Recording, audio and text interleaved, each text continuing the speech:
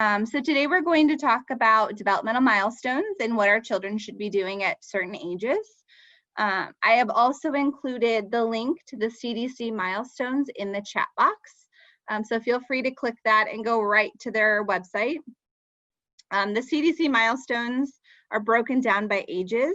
I'll show you an example of them as we go through the presentation. But they are free to use. They are written for families, and there's a ton of resources that come with them. There is also an app that you can download, put any children into that app. So if you have multiple children, you can add all of them in there.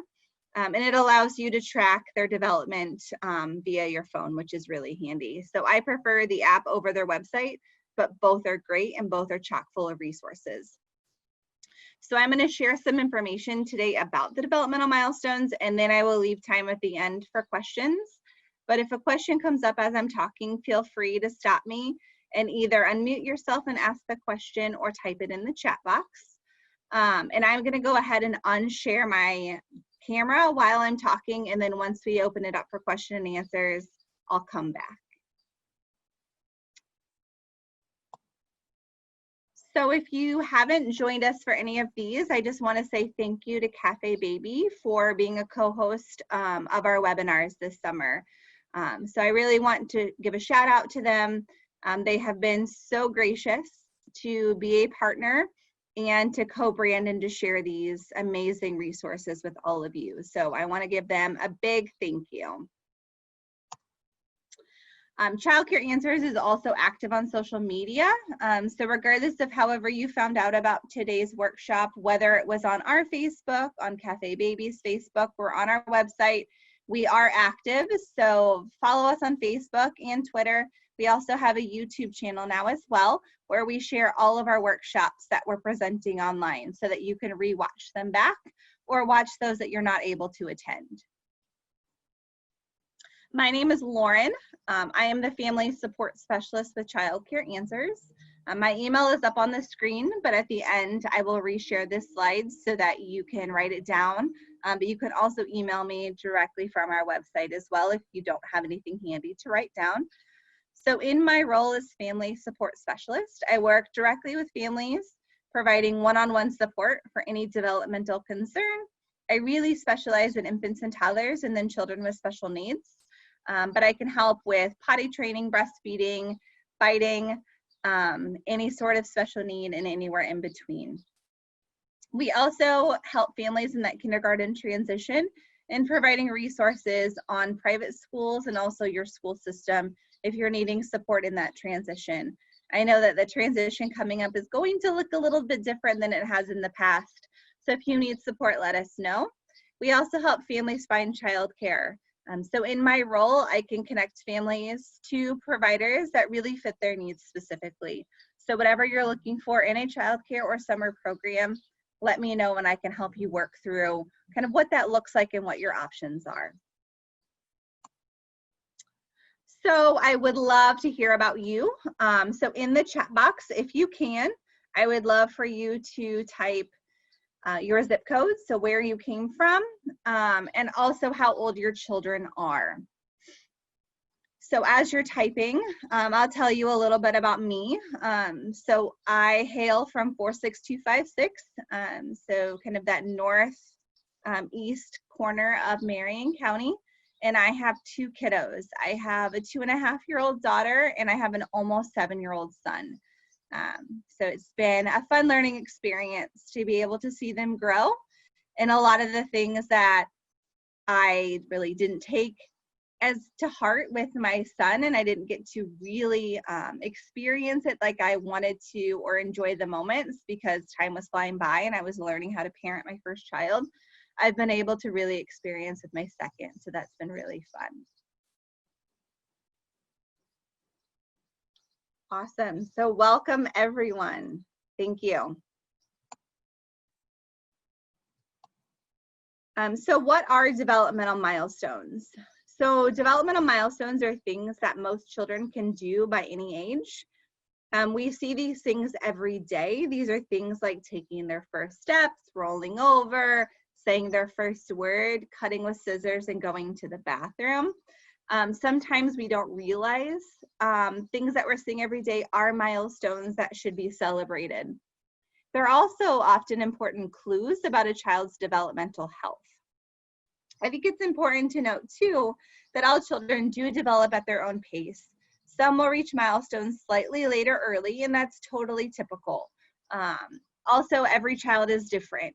So what I have learned as a parent of 2 children is not to compare my children to each other, because one did things maybe quicker than the other one did, but also within that range of typical. My son was a very, very early talker, but a late walker. My daughter was a very early walker because she was trying to keep up with her brother. So they all develop at their own pace. They're going to reach milestones slightly different, but there is a typical flow and a typical age range in which these children develop those milestones. So tracking milestones really helps us understand our child's developmental progress to make sure that our child is developing on track. It offers opportunities for us to delight in our child's growth and really celebrate those areas of success in raising your child. It allows us to really be able to hone in on those things to celebrate. It also helps us determine if there's an extra area of need, if there's an area that I need to support my child's growth a little bit more, or possibly an area of concern that I need to maybe mention to my child's pediatrician. It also helps us know sometimes that our kid is typical. You'll notice as we go through the milestones that saying no is a developmental milestone. Having a tantrum is a developmental milestone. Those things that we don't love about parenting, they're things that we wish our kid didn't do, but they are typical. We should be expecting them. And I think when we know that it's something that we should expect, it helps us approach them and respond to them appropriately, knowing that they are a typical skill that we're expecting all children to have. So tracking milestones ultimately gives us a chance to catch early signs of a possible developmental delay. We hope that our kids are typically developing and they're going to continue to be typically developing. But for some children, that's not the case. And by tracking milestones, we're able to see those first signs of a possible delay so that we can begin intervention. The earlier we implement an intervention plan, the earlier we give children's services or recognize that I might need to support my child a little bit more in this area, the better their overall outcomes are. So there's nothing to worry about. It's a, hey, here's an opportunity for growth, and let's get started with this. So I'd love to see in the chat box what one thing your child just started doing that you are really excited about. So if you want to type that in the chat box, again, if you have the option right now and the accessibility to type, please share those things in the chat box. And as you're typing, you can choose to send it to just me or to everyone. So it looks like we have a few things coming in. So one person mentioned that their child just started taking their first steps. That is such an exciting time in parenting to be able to see those first steps. Once they start running around, you'll wish that they were non-mobile still, but it is such a great thing to see their independence blooming and their ability to develop those physical skills. Tantruming, yeah, so your child just started tantruming, and being stuck at home doesn't help at all. But remember, it's normal. It's totally normal. And it just lets us know that our kids have a personality and they have wants and needs. And sometimes what they want is different than what we want. Yeah, awesome. Well, thank you for sharing those. So here is a look at what the Milestones Checklist look like online. So these are things that you can print out. You can also order them as well. So they do have booklets and pamphlets that you can order. You can order one, you can order lots, that's completely up to you. Whatever your needs may be, you may want to order one for every child, or track it all in one, or do it all via the app. So they have the Milestone Checklist from 2 months through 5 years. All of the milestones are essentially designed to be able to track a child's development at the end of that month or year. So the 2-month milestones is what we would expect of a child to do at the end of the 2 months. 5-year milestones are what we would expect a child to be able to do by the time that they are basically turning 6. So that is kind of a glimpse of those things.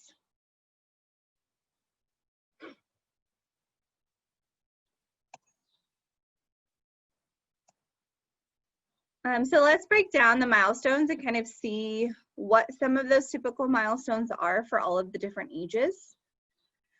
So within the milestones, it's broken down into physical milestones. So those things like holding things or walking, rolling over, the things that the body is able to physically do.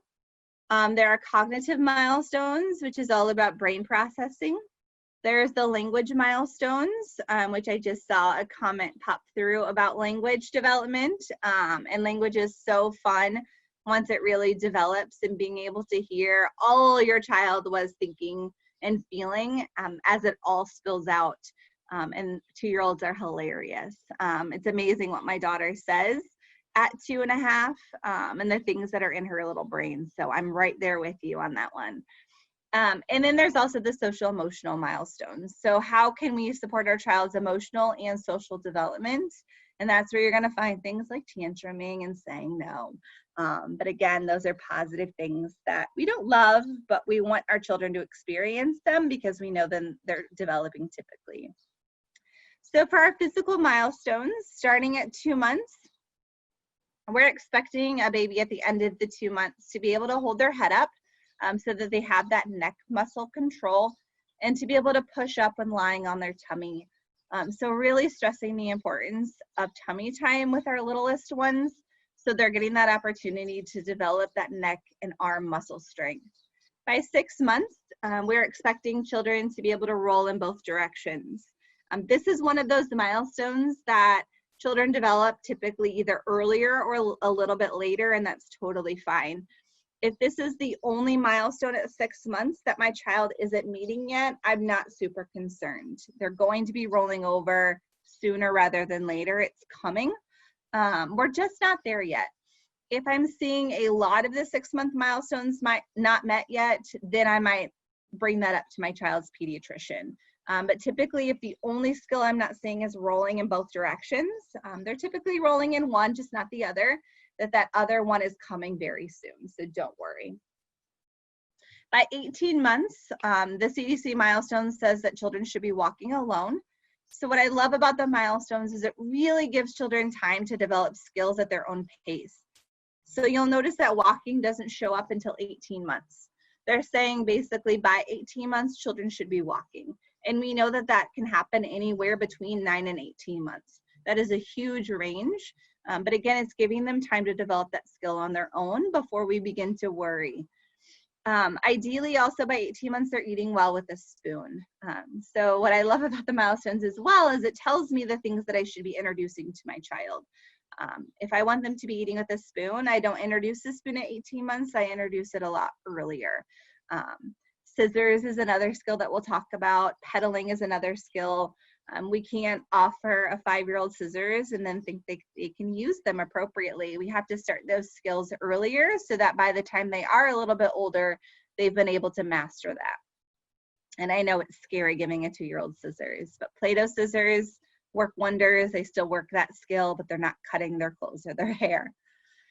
By 2, and we all know 2-year-olds, they're climbing and running, right? We all know this. They're running away from us and they're climbing all over our furniture. But those are still skills that we want to be seeing at 2. We'd like to rein it in so that they're not running away from us and they're running, maybe playing chase with us instead. But by the end of the age 2, they should be climbing pretty well and beginning to run. Our 3-year-olds are running very well and climbing well. And I always hear, well, my 18-month climbs very well. What this really means is being able to navigate a play structure outside. That is what they mean by climbing well.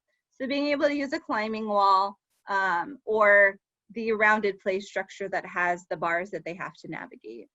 And then also pedals a tricycle pretty well. And then by age 5, this is where toileting comes up. They should be using the toilet on their own. This means recognizing the need to go, going in, wiping all on their own. and they can skip, do somersaults, and hop. Potting does not come up at all until the 5-year-old milestones of being able to do it themselves. Again, because we know that some children potty train very early and some it takes them a little bit longer. We also know that there's a difference between the way the boys and girls potty train. So by 5, we're expecting toileting to be pretty successful, but we know that that happens anywhere between the ages typically of 2 and 4.5.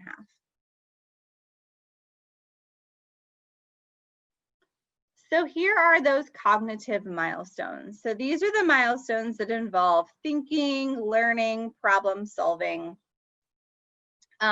These are milestones that really involve the brain. It's thinking through something and then acting it out. So 2-month milestones, what cognitive learning looks like at this age is being able to recognize things with our eyes and people at a distance. So I see something and I'm tracking it. I know when you've moved across the room or when you've moved a toy from the front of my face to the side of my face, and I'm following that. Around 4 months, we're starting to see them see toys and reach for it, recognizing that, oh, I see something I want, and then I'm going to attempt to reach for it. And they're recognizing familiar people and things at a distance.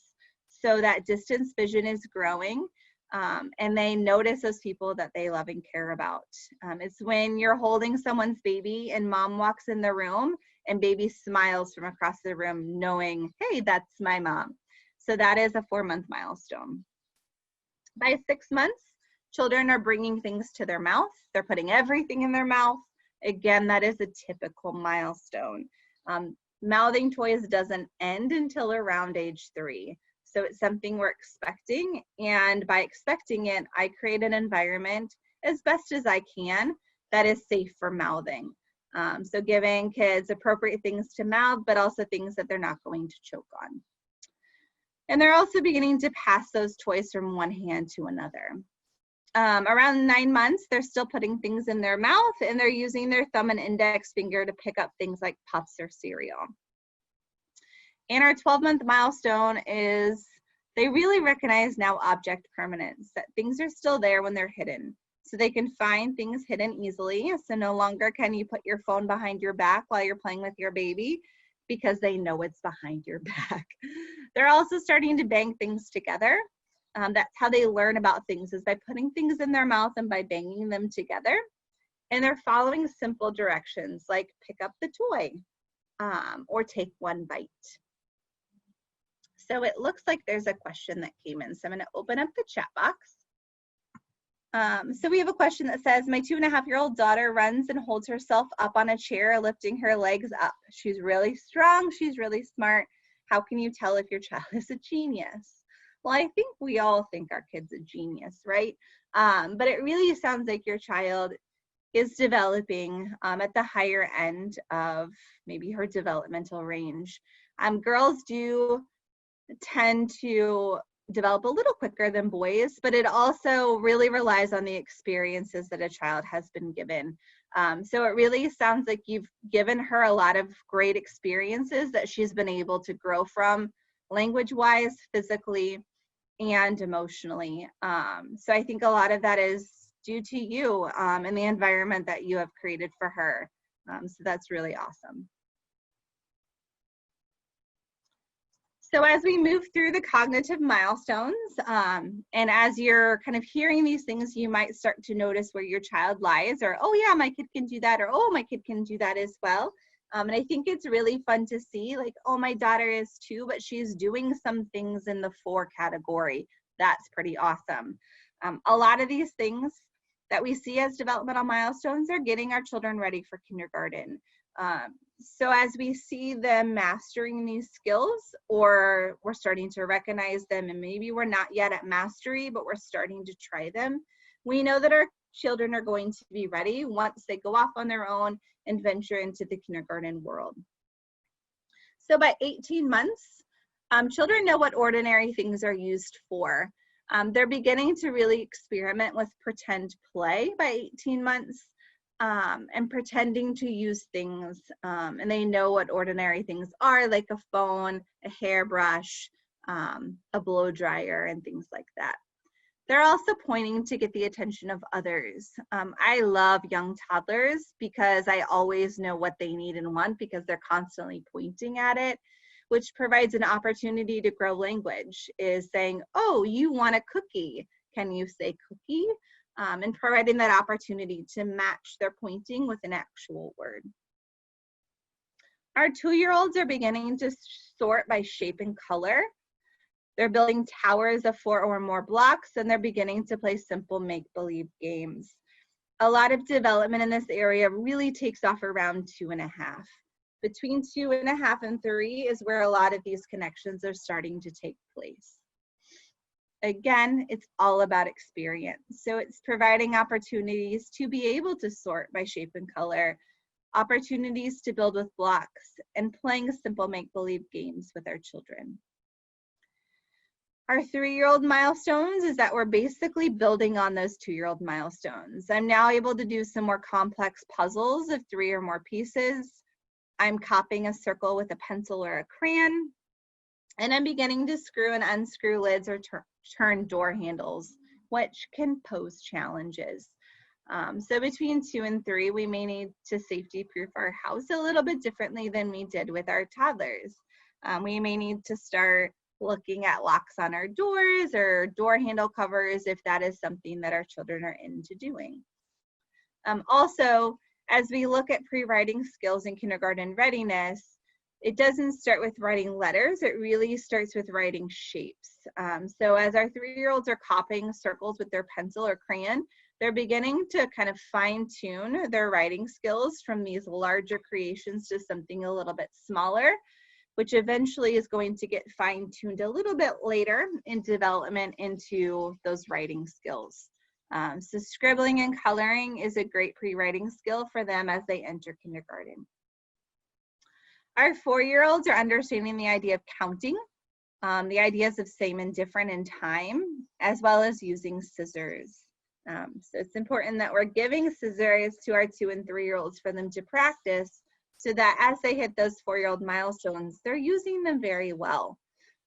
Also really great opportunities for our 4-year-olds to embed counting and same and different into our daily routines. So as we're walking down the stairs, we're counting how many stairs we're going down. As we are giving them snack, we're counting how many crackers we're giving them. We may be counting down time if they're not following directions. Opportunities to practice same and different with ourselves, but also with toys and things. And then time. So being able to say, you have 2 minutes and then we need to leave. Giving them time warnings, but also they're understanding yesterday, today, and tomorrow. So no longer can you say, oh, we'll do that tomorrow, because tomorrow they remember, unlike our younger ones who forget. They know, hey, it's tomorrow and it's time to do that thing you promised me to do.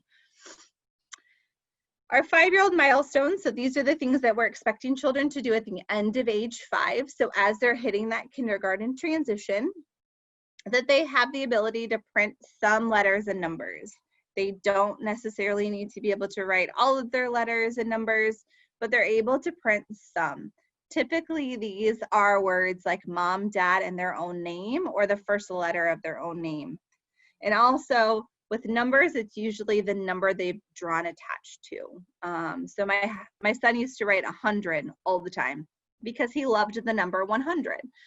He didn't know how to write the letter 4, but he knew how to write 100. And so it's celebrating that and not focusing on the things that they can't do. They're also able to count 10 or more things. And that builds off of us counting with them in that 4-year-old year. They know about things used every day, like money and food. So this is when we can start having that conversation with our children about, we can't keep going to the store and buying a toy because I have to work to make money. And they understand that. They also understand saving money and earning money and then using their own money to buy something, which is a really awesome skill for them to develop. So cognitive and language, I think, go hand in hand a lot. So as we talk about them developing their brain, we're also talking about developing their words. So talking and listening to your child is one of the best ways that we can help support brain development and often goes hand in hand with their cognitive development. So this is kind of an overview of what I would expect as far as language development goes. Again, every child is different. We often see more words than what the CDC Milestones recommends. If we're seeing less, that might be an area where we talk to the pediatrician about some support. So around 4 months, we're seeing our baby babble with expression. And by 6 months, they're babbling with response to sounds by making those sounds. So our babbles turn into kind of this back and forth conversation with our babies, where we babble and then they babble back to us. By 12 months, we're seeing some first words. These are typically things that are very meaningful for babies. So maybe a dog's name, a favorite toy, a parent's name, a sibling's name, or things that they hear a lot. So it's not uncommon for one of our first words to be no if we've been told no a lot in our first year of life. By 18 months, we're expecting between 5 and 40 words. That's a huge range. But we know that if they're in that range, they're on the right track developmentally with language. Around 2, we see this huge increase in language where we're expecting about 150 to 300 words and making 2 to 3 word sentences. Our 3-year-old milestones, they're really jumping up to about 900 to 1,000 words, and they're starting to ask short questions. This is when you get a lot of why. But they're trying to figure out their world. They're more aware of what's happening around them, and they want to know what's going on. Our 4-year-olds, again, doubling that language. So it's almost like every year it's doubling to about 2,000 words and 5+ word sentences. So very complex sentences. And then by 5, they're really beginning to identify letters. They're creating longer sentences, and they're using grammar correctly. So some more language and communication skills. Around 9 months, they're understanding the word no. So when they're going to go stick something in the outlet and we tell them no, they will pause because they understand that no means stop. They're also using their finger to point at things, which is their form of communication at this point. Around 18 months, again, they're pointing to show what they want, and they're saying and shaking their head no. So oftentimes I hear parents respond to the no with like, you don't tell me no, which very much comes from our past experiences of our parents telling us that we were not allowed to say no. But really the best approach to responding with the word no is validating that I know you don't want to do whatever I'm asking you to do, but it's not a choice. Or if we know that they're going to protest, of giving choices within a set of limits. So I might tell my child, pick up your toys, and they might say no. And I would respond with, I know you don't want to pick up your toys, but it's time to clean up, right? I'm validating the fact that you don't want to do this, but I'm also sticking to my guns and saying this is going to happen. Another thing that I could do is provide choices. Do you want to pick up all the cars or all of the trucks? Giving choices gives children control. And when they feel in control, they're more willing to cooperate with our requests. So it's like us secretively winning without them knowing we're winning. 2-year-olds repeat words overheard in conversation, which can be a good thing and a bad thing. Over this COVID experience, my daughter has picked up some phrases that I didn't even know I was saying that may not be the best thing for her to take back to childcare when she goes back. So now we're in that, process of, hey, let's create some other language around this instead. But it makes you very aware of what you say and how you say it. They're also pointing to things or pictures when they're named. So they have that ability to say, where's the ball in the picture? They recognize what ball is and then they point to it. And sometimes they have the language to use alongside of it. Our 3-year-olds are talking well enough for strangers to understand most of the time. So around 3, in that 3-year-old range from 3 to 4, our kids are getting pretty good at speaking to the point where when others are listening to them, we don't have to act as an interpreter as much as we did in that 2-year-old year. They're also understanding words like in, on, and under, which can be used a lot in play. Our 4-year-olds are reciting familiar songs and poems, and they're telling stories. This is often the time where we think our kids are lying, but they're really just learning about telling stories and expanding on those stories and telling stories that are totally out of this world, that never happened, but it's just them learning about reality and being able to be a storyteller. So that takes us to our social emotional milestones. So these are really the foundation of kindergarten readiness. Yes, it's important that our children can recognize their name and they can put together a puzzle. But if they can't get along with others, that's not going to be great for their overall long-term development. So social emotional development is crucial. And what's great about it is it's embedded within all of this that we've already talked about. It's embedded within language, it's embedded within cognitive development, and it's embedded within our physical development as we're manipulating the world around other people. So around 2 months, we're beginning to smile at people. It's when that social smile comes into play, and it's no longer a smile because I have gas. And this is what really connects parents to baby during this time where you're not sleeping very much and you're tired. Then baby smiles and it makes it all okay. They're also beginning to briefly calm themselves down by bringing their hands to their mouth and sucking on those hands. Those beginning stages of self-regulation. We have a long way to go after this point for self-regulation to develop. And in fact, that part of their brain doesn't stop developing until about 25. So there's a lot that happens in that frontal lobe and self-regulation, but this is when it starts to really begin. During this time, your baby might stop using a pacifier because they realize they can suck on their hands. But suckling is great for self-regulation, and it also prevents biting as your child gets older. So it's nice to continue to offer passy if you're cool with your child having a passy, because typically around 6 months, they'll pick it back up as a skill. Around 4 months, they like to play with people, and they might cry when playing stops. They're beginning to kind of get bored in their play. And they copy movements and facial expressions like smiling or frowning. At this age, you can hold a baby and stick out your tongue and they'll repeat that action back to you. 6-month milestones is that they know familiar faces and they begin to know if someone is a stranger. So they're starting to react a little bit different between familiar and unfamiliar people. They're also responding to other people's emotions and they often seem happy. I love the 6 to 9 month period. It's so fun to begin to see them interact and to begin to see their emotional development start. Around 9 months, they're beginning to become afraid of strangers and maybe very clingy with familiar adults. If we're starting childcare around this time or a babysitter, drop-off may be a lot more difficult than it had been in the past. And they're beginning to really associate themselves with some favorites, like favorite toys, a favorite passy, a favorite lovey. Our 1-year-olds are starting to cry when mom or dad leaves.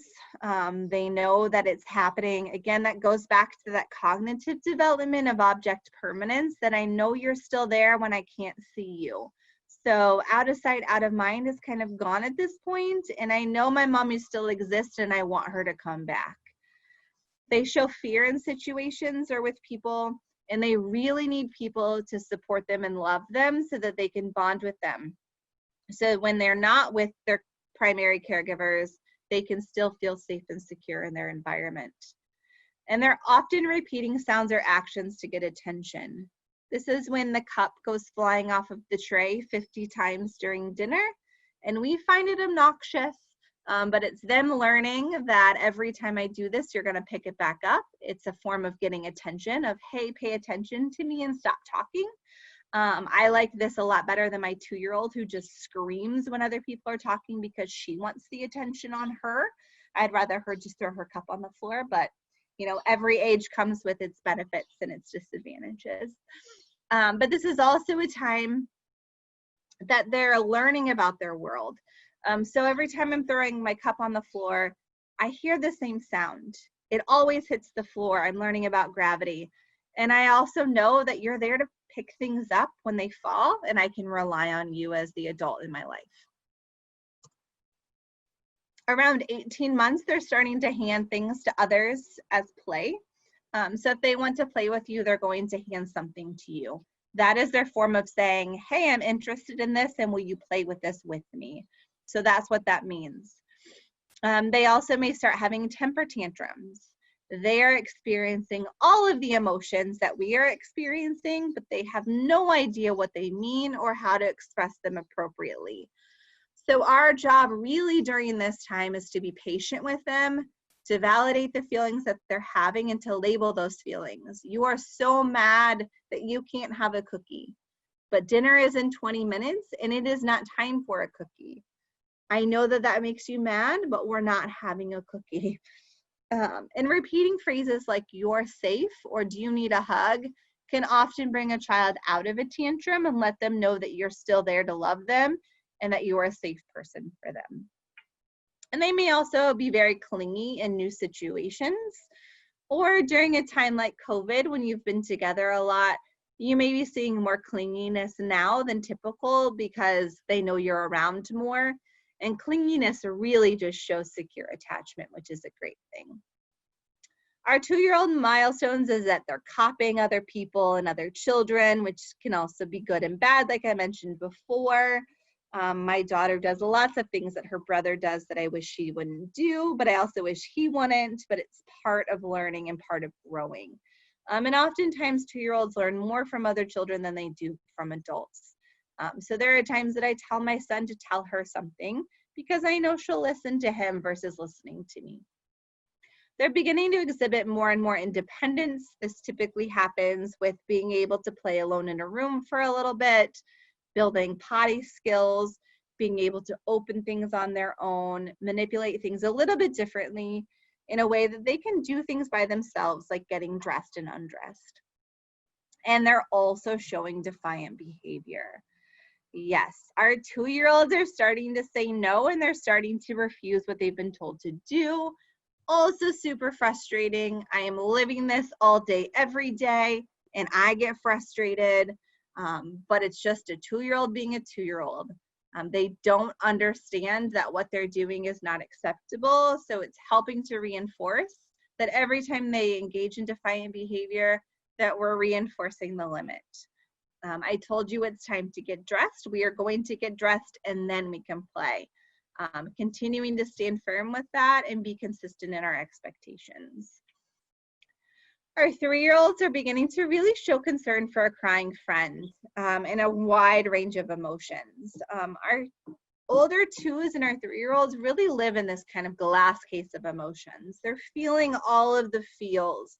They're learning about feelings. They're learning how to label them and how to express them. My son was really angry yesterday, and his sister, 2.5, went over to him and recognized anger and said, "You're angry, take a deep breath." And for a 2.5-year-old to be that emotionally aware of not only her emotions, but of somebody else is a great, great clue into her emotional development. So they may not be able to kind of deal with their own emotions, but they can recognize them in others and find ways to comfort them. And they also get very upset when routine changes. So again, during this time of COVID-19, there are a lot of routine changes that were different than they were 2 months ago. So it's helping explain those routine changes and giving time to process the change in routine. So giving them time to transition so that we're not moving from one thing to the next. If we need to go to the store, then we give ourselves time to get our shoes on and time to get out of the door. So that rushing happens as little as possible, which I know is not always possible. Our 4-year-olds would rather play with other children than by themselves. And this can pose a problem as an only child when they were cool doing things by themselves, and now all of a sudden they want you to do everything with them, or they're begging to play with somebody else. But this is great in a group setting, and something we want to see as they go off to kindergarten is this ability to get along with others and this desire to want to be around other children. At this age, they often can't tell what's real and what's make-believe. So you have to be very careful about access to television and screen time and finding appropriate things for them to watch, as well as explaining the difference between real and pretend. We also see an increase of bad dreams during this time because they don't understand when they're watching Monsters, Inc., that a monster isn't going to come out of their closet, that what they're seeing on the screen is not real. And this is, again, why we also see an increase of storytelling, too. They're also beginning to talk about what they like and what they're interested in. And they begin to really hone in on things. During this time frame, my son was super interested in lawn equipment and construction vehicles. So I know way more about both than I ever thought that I would ever know. But when they get really honed in on something, you're able to really expand their knowledge in that area, but also embed other learning opportunities. So he was able to learn some letters based on construction vehicles. He knew that a bulldozer began with a B. He knew that an excavator began with an E, because he was motivated in that learning. So use that to your advantage. And our 5-year-olds, they want so badly to be like their friends and to please their friends. So they're going to start asking to wear clothes that they know their friend likes. I want to wear my Superman shirt because I know Johnny loves Superman. Or engage in the same types of play. This may look like a group of children all playing Star Wars or superheroes together on the playground, because they're all interested in the same thing and they want to be like each other. Again, this can be used for the good as far as peer pressure goes. Peer pressure can be a good thing. They're also beginning to tell the difference between real and make-believe, which expands their world to so much of understanding reality in a different light. And they can sometimes be demanding and not very cooperative, but also sometimes very cooperative. So you're going to have your good days and your bad days with your 5-year-olds of them doing everything that you asked, and they're such a great helper, to the next day refusing to help. And that is 100% typical. And I'd like to say that it stops at 5, but it doesn't. My 7-year-old is still the same way.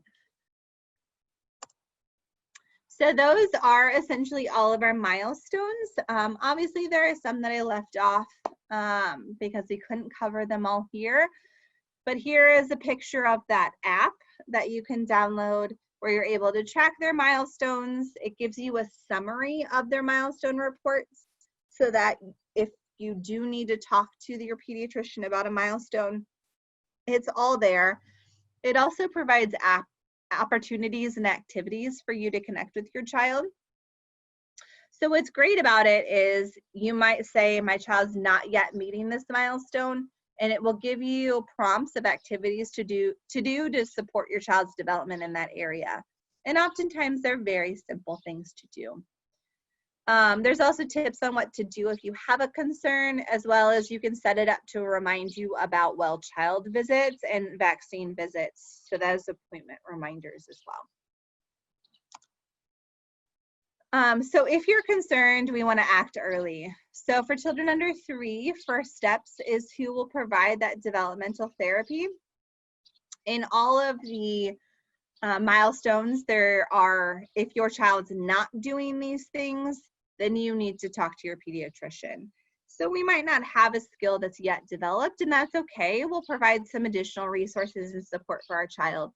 But if we're seeing any of the milestones in this section that says, talk to your child's doctor if your child is doing any of these, those are basically red flags to say, hey, we probably need to do a little bit more than doing an extra activity. This is a time to talk to your child's pediatrician and to possibly contact first steps.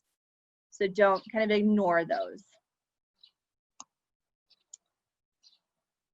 And so we've talked a lot about kindergarten readiness. And I think it's important, again, to highlight that kindergarten readiness isn't knowing their shapes, their colors, their letters, their numbers, all of those types of things, to be able to read. It's really being able to cooperate, to follow directions, and to be teachable. So that is that foundation of kindergarten readiness. And that all happens through play. So as children are playing and experiencing the world through play, They're developing all of those kindergarten readiness skills to be able to sit down and work with other people and to listen. So teamwork and problem solving. They're learning empathy. This can happen through seeing us react or pretending with a doll. A doll is sad, a doll is crying, and they're taking care of that baby. They're learning communication skills. They're learning a lot about negotiation. I want what you have, and I can't just take it out of your hand like I did when I was 2. I need to say, hey, can I have that when you're done, please? So these are skills that I'm developing a lot in my 2 and 7-year-old, is getting them to have these conversations. I cannot solve all of your problems. If you want what he has, ask him when you're done, can I have a turn? And vice versa. Additionally, when we're driving in the car, instead of screaming every time somebody talks because you want to be heard, say, when you're done talking, can I talk next? So negotiation happens a lot. And sometimes as our older kids, like our 4s and 5s, begin to negotiate, we know that they're not getting a good deal, but we allow them to negotiate that deal because they're doing it independently with each other. We might say, wow, man, you got the short end of the stick in that one. But it's about learning the art of negotiation and not necessarily what you're getting in the end. They'll learn that as they get older. They're also learning self-expression and creativity as they create and explore and build. They're building their self-confidence. They're realizing that I am capable, I am strong, I can do this, I can solve my own problems. And self-reliance. They're working on their social interactions. And they're working on setting goals and following the rules. Which are really important as they go off to school, and things that we would love to see them do at home. But we can't have it all the time. So they're going to follow the rules sometimes, they're going to not other times. Adults do the same thing. I don't follow the rules all the time as an adult either. We have our rule followers and we have our non-rule followers. They were like that when they were 2, and they'll stay like that when they're 22. So thank you for being part of today's webinar. Again, if you're looking for one-on-one support, I'm here to help you. Feel free to email me. You can find me on our website as well at childcareanswers.com. So thank you. I'll see you guys on the next one.